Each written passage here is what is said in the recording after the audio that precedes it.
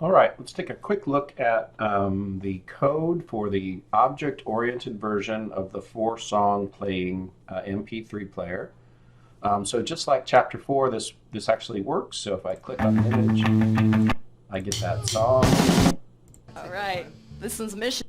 Okay, so it works exactly like the previous one did. But if we look at the code, again, as we saw in the slides, in particular the draw and the mouse clicked, it's much simpler than it was in the previous version because of the benefits of object-oriented programming.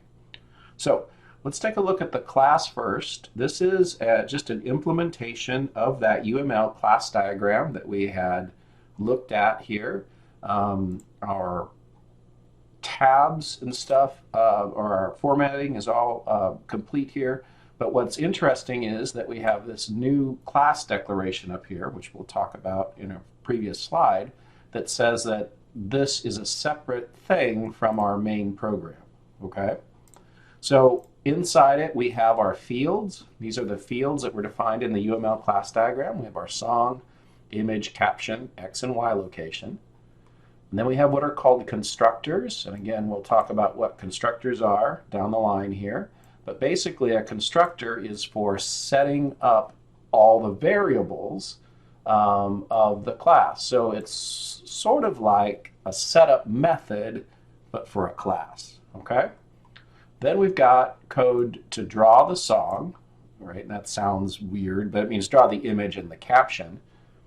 And note how I only have to do one of them, right? I don't have to have multiple copies because I'm only worried about drawing this one. And then my isClicked is a method which tells me whether or not this particular song was clicked on. And so it takes in this mouse X and mouse Y variables and just does logic to see whether or not this thing was clicked on. Okay? Then in my main program, as we said in the slide discussion, I can create an array of those song objects, create them here. So this is using those constructors where I'm constructing a song with a particular MP3 name, image, location, and title. And then I'm just varying where it's going to be placed when I construct them. So then again, in my draw and my mouse clicked, these are much simpler than the chapter 4 versions because now I can just query the object itself, right? I say, all right, object, I want you to draw yourself over down here. Object, tell me whether or not you were clicked on, and if you were, play your song. Okay?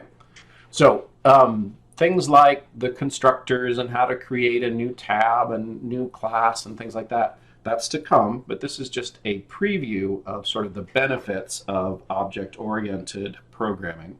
So we'll pick this up in section 8.2.